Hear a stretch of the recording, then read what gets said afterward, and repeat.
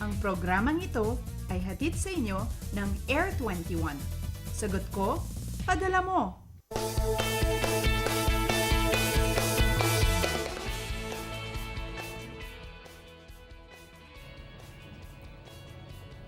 Good morning Luzon, Visayas, Mindanao, alas 5 na po ayon sa Philippine Standard Time. And thank God, it's Friday. Naku, dapat masaya po tayong babangon ngayon, no? Dahil matatapos na naman ang isa namang work week at school week. At para mas lalong maging ganado ang ating morning, dapat ay inaalam din po natin ang magiging lagay ng ating panahon. Weather information ba kamo? Huwag po kayong mag-alala dahil sagot po ni Weatherman yan.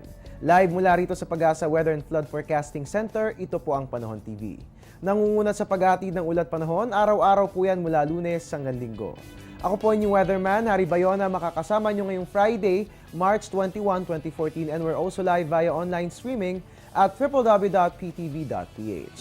At para nga naman po mapuno ng good vibes ang ating umaga, dapat simulan po natin ito sa pamamagitan ng mga magagandang balita. At ano nga ba yung mga magandang balita na hatid namin sa inyo? Well, makikisilang naman tayo sa iba't ibang mga festival sa ating bansa. At uunahin nga po natin puntahan ang Alimango Festival sa Lanao del Norte. Mga kabayan, ang Lanao del Norte po ay meron nga pong Alimango Festival na tinatawag. At ito nga po, isinasagawa para po bigyang kulay yung kanilang ani or rather huli ng alimango. Diyan po yan sa kanilang lugar. Nagsimula nga po ito noong March 18 at ipagdiriwang natin hanggang bukas March 22. Tinagurian din po itong araw ng Lala at tampok po dito ang iba't ibang alimango sa 7 barangay ng Lala, Lanao del Norte. At para magbigay pasasalamat nga, gaya ng aking nabanggit sa masaganang pagpapala ng mga alimango, maraming mga activities ang isinasagawa. Kabilang nga po rito ang Alimango Street Dance Contest, Miss Lala Pageant, variety shows, fireworks display at isang masayang disco. Alright, para malaman natin kung ano nga bang ang mga dapat i-expect dyan po sa Lanao del Norte for today, narito nga po yung special weather outlook para sa nabanggit na lugar, no?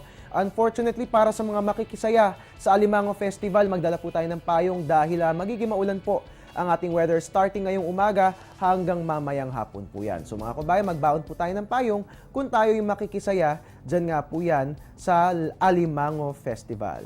At mula naman po sa yaman ng dagat, punta naman po natin ang biyaya ng lupa at tayo yung makikisaya sa Ani Festival sa Dingras, Ilocos Norte.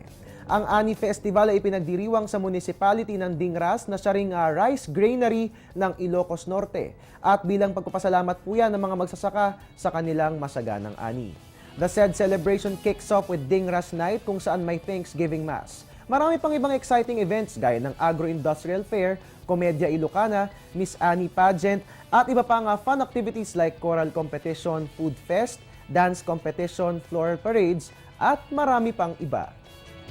At narito naman po ngayon ang special weather outlook para po sa Ani Festival. Para po sa mga makikisaya, dyan po yan sa Ilocos Norte, magbaon din po tayo ng payong, no? Dahil magiging maulan ang ating buong maghapon ngayong araw ng Biyernes. Alright, para nga naman po maging safe ang ating pakikisaya sa ating mga celebration, no?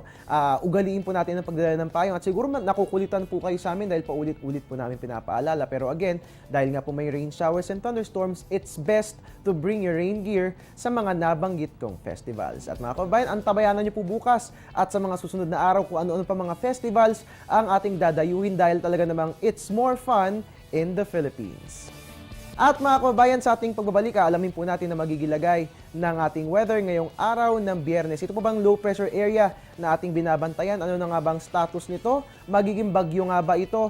At aling mga lugar ang pagdadalahan nito ng mga pag-ulan? Alamin po natin yan maya-maya po lamang sa pagbabalik ng Panahon TV.